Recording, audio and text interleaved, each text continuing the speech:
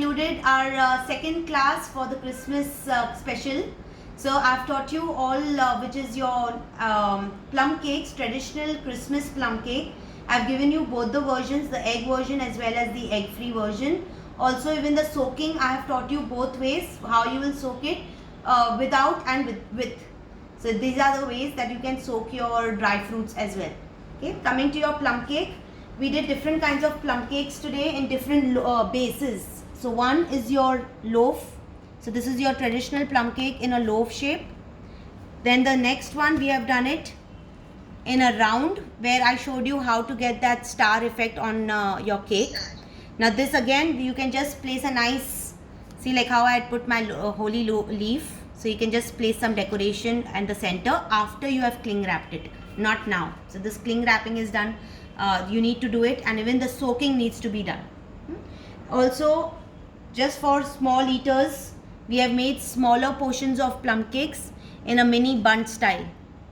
Okay, this also needs good soaking so that they don't dry out. Second is your bourbon tart with your raspberry ganache. I have decorated with some nice colorful Christmassy sprinkles, marshmallows and dried cranberries on the top. Okay. This packaging also we discussed how you can put them in your boxes. Okay. Then came your cookies. We did two types of cookies today along with some icing. These are my gingerbread cookies. Okay, now I've also shown you icing and how the decoration can be on top of your icing after your cookies are cooled down. So that's your Christmas tree. See, now your icing is completely cool. So gingerbread man, Christmas tree, star, any shape of ginger cookies also you can make.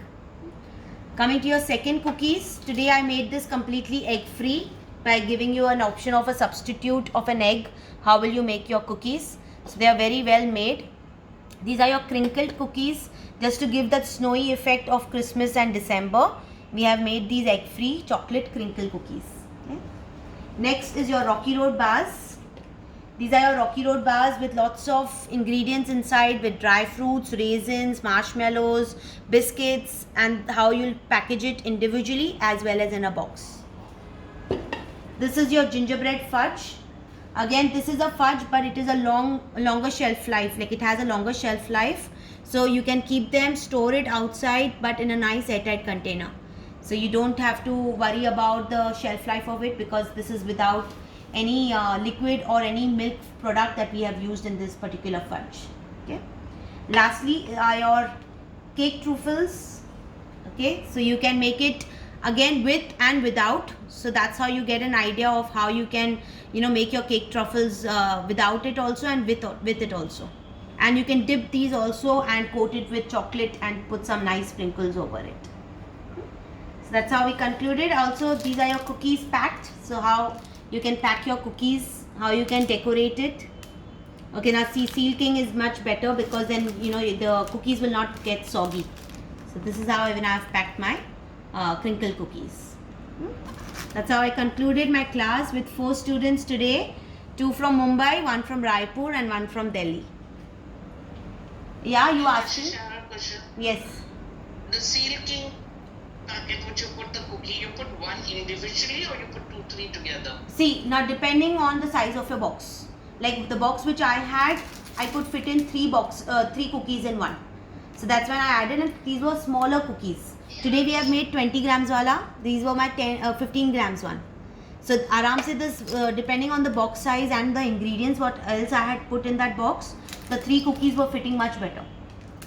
You want So put one individual. Seal King, 3. Okay. You can put depending on the size of the Seal King also bag, no? You have a smaller one. Different sizes. And different sizes. First you decide your base. So once you've decided what base are you using, then accordingly you can put a pack of 2 cookies or 3 cookies.